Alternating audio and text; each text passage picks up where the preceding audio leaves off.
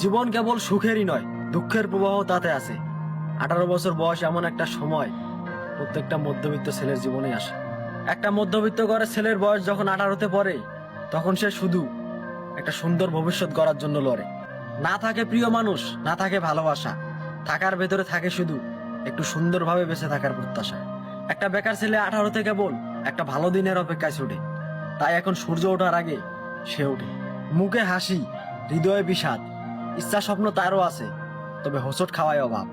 বাবাদের 5 টাকা বাঁচানোর গল্প সকলেই জানে, তারা মহান, ছোট করে বলছি না। তারই ঘরের বেকার ছেলেটা পেটে আজ বালিশ চেপে ঘুমায়, এটাই কেবল প্রকাশ পায় না। দুর্ভিক্ষে যাচ্ছে সময়, বিশ্বাস আছে বদলাবে সময়, বদলাবে দিন। আজকের বেকার ছেলেটা সাফল্যের ছোঁয়ায় মন খুলে হাসবে একদিন।